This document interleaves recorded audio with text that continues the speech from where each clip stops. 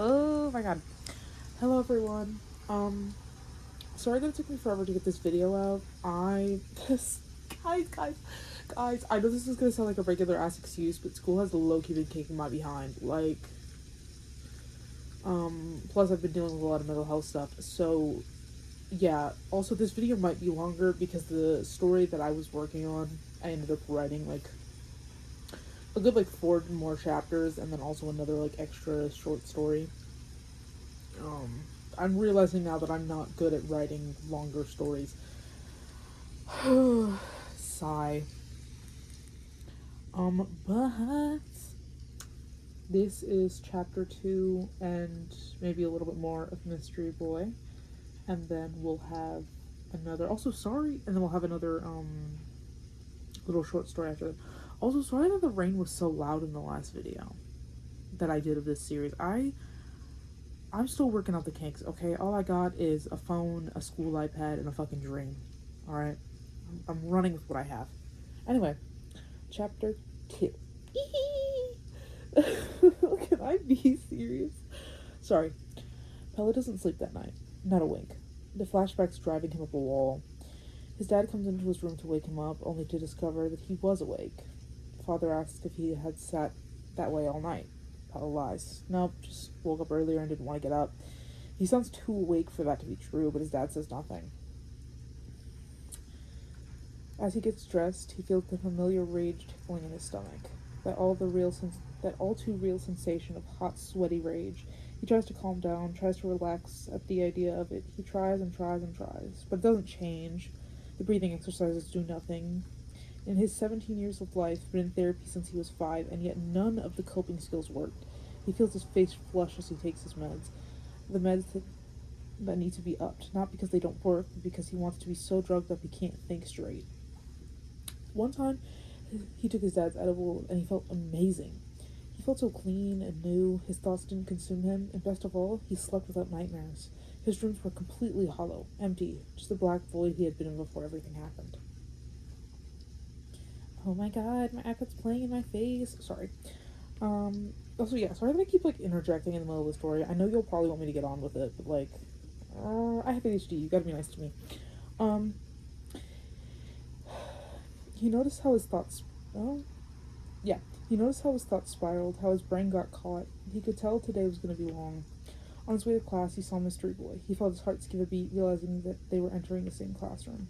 When Pella took a seat, Mystery Boy sat next to him, staring blankly forward through his blonde bangs.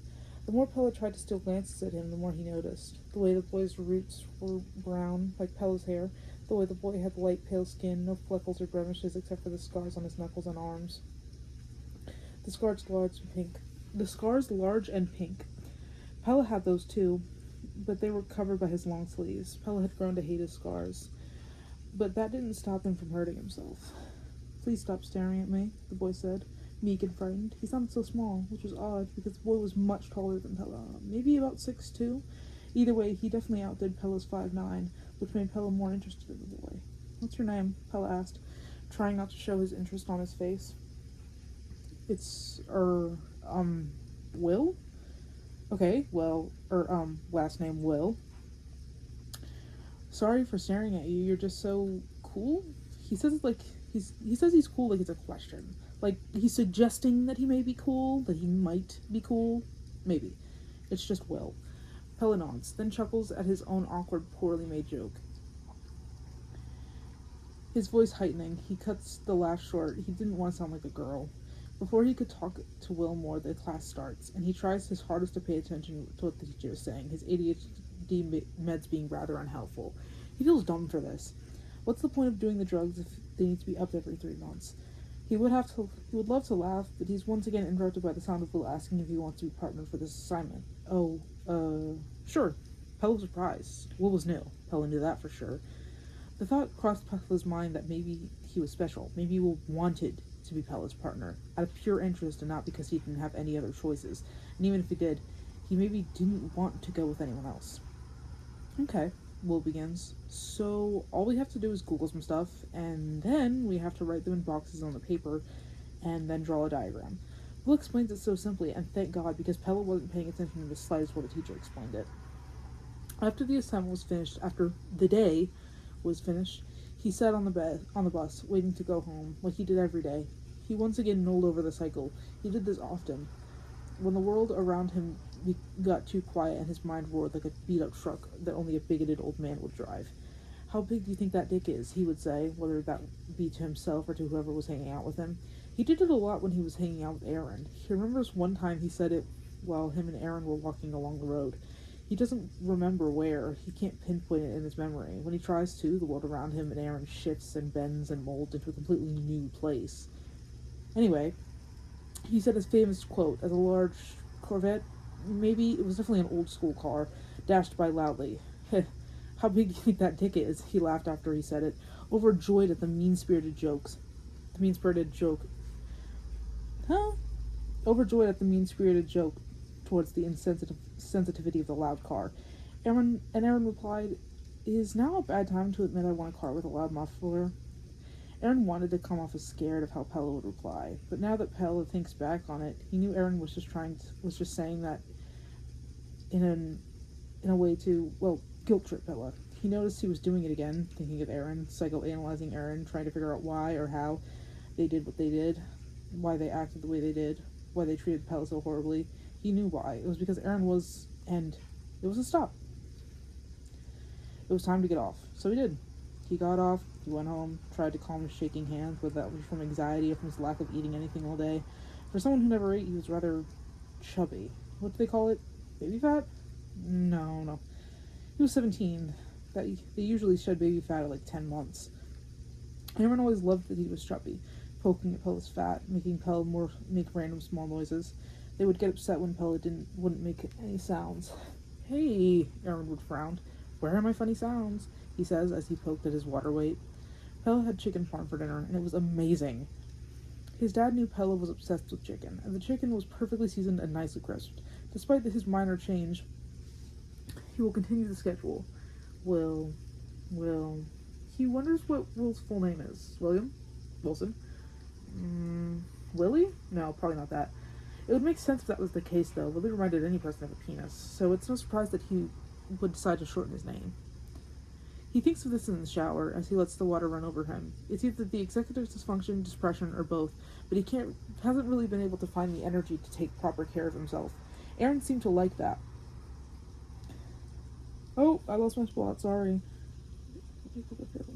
Aaron seemed to like that. He was scared to let Aaron see him nude, mostly because of his transness. His lack of a penis and flash checks made Pella ache with hatred. Anyway, Aaron seemed to enjoy the fact that if you got close, like breathing down his neck close, you'd be able to smell his sweat that got trapped in his hair that he would wash every week. According to the internet, washing your curls every day wasn't helpful for the health and look of your curls. Yes, to any mixed kids out there, don't wash your curls every day. That will fuck them up. As his hair gets wet, the straightening job goes away and his curls come back.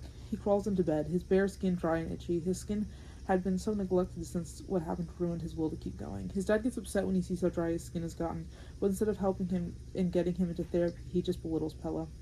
As he lies in bed, the same bed where the thing happened, wouldn't have been the first time it happened. That's the thing about rape. It's never just once. Chapter 3. I don't know why I'm goofing off. I need to get this fucking video out because I keep forgetting to do it, and I'm finally sitting down and recording it. Chapter 3. He had a dream that he was skipping through daisies. His dream self wondered where he got all this energy from. His thoughts racing while the person who displayed Pella seemed so joyous it's like nothing mattered. He woke up to his fan off, his dad exiting his room and softly telling him to wake up, only to trip on something on the way out and curse at the 17-year-old for his depression room, but Dad thinks it's laziness. He feels like he's losing his mind. He doesn't even remember what day it is. He'd love to hope that it's Friday, but then what? He spends the whole weekend either being an errand boy for his dad or bedrotting on his phone while he goes insane. As he gets ready, all he can think is, I hate whatever's wrong with me. The thought repeats throughout the day. When he walks into his first class of the day, he comes to the horrid understanding that his useless excuse for a teacher is here today instead of yet another substitute. Bella began to wonder if the reason the teacher was out all the time was because they had gotten addicted to hard drugs. Something just detrimental to the health, like doing fentanyl or coke by the pound. Only the purest of crack. Not that the teachers at the school or anywhere could afford a pound of cocaine, but a guy can dream. Lisa sits next to him, his only other trans friend that wasn't an evil teenage piece of shit at his school. Why the fuck did I write this so edgy? I'll. Anyway. Um. Girl. Hashtag teen angst. But a guy can dream. Lisa sits next to him, his only other trans school friend that wasn't an evil teenage piece of shit at his school. She was kind, long red hair that draped down her back onto her maxi skirt, the ones delinquent characters would wear in schoolgirl animes. She was a total rebel, though. Multiple suspensions for getting into fights and throwing things at kids that made fun of her tics, or her queerness. She was tall, lanky, pre-estrogen made her life harder. But she was kind to Pella, and that's all that mattered. Pella, did you pierce your ears again? It's like the third time this month. I kind of sigh. Yeah, I don't know why I randomly changed the POV, but I guess now we're doing it from Pella's perspective instead of from a third person perspective. Sorry about that. I wrote this multiple days over. I kind of sigh, letting out a breath of air that was less annoyed and more confused at her worry. Yes, and I've been cleaning them, so please don't worry. She just looks at me, her expression unclear. Class starts. I don't pay attention, trying to remember if I took my meds today. When I get home, Dad was still at work, so I went into his stash. He has little candies this time, shaped like flowers. I took one, not knowing how many milligrams it was. I took half. After about an hour, or however long it would take, I'm not really sure, I have time blindness, I start to feel myself get enveloped by the feeling of peace, like my soul is being cleansed of all the bullshit. I don't think of Aaron, and when I do, the thought passes me by. I think of Will, and then I pick up my phone and message Dory. That's not their real name. Their actual name is Leash. But all their close friends call them Dory. I call them Dory. I feel like the peak of the high crawling up my spine.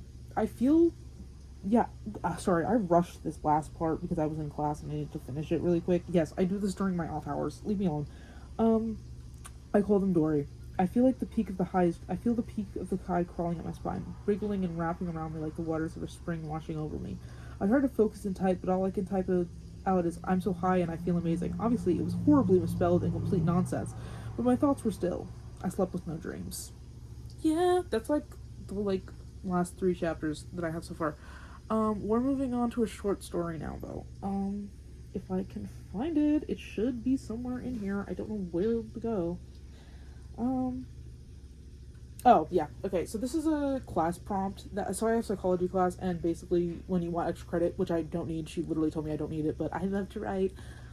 One of the extra credit prompts was you're walking around like this shop, and it's only visible to you what would be inside it. And obviously, I had to turn that into a horror prompt because all I ever do is write scary stories. And obviously, the note I left from my teacher was, "Note, this is fiction. Please don't freak out, okay?" Anyway.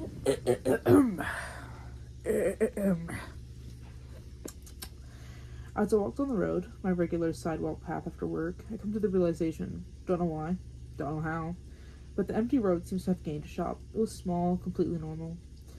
But this sign had my name written all over it. Literally, my name was printed in big, large letters on the front sign, flashing in neon. So, despite everything I've been taught, I go inside. It's dark, and the shadows at the counter seem to be reading something, before they lift what I assume would be their head up at me. "Well, hello! I see you found me." Or, "You, welcome to your shop."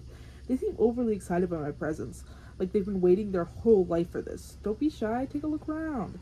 I do as I'm asked. It seems normal. General snacks that I like. The little things, candy, drinks. Then it got strange. Childhood things. My Little Ponies, Dora. Wow, throwback. The stuff from when I transitioned, black nail polish, hair dye, journals of all kinds, sewing needles and jewelry.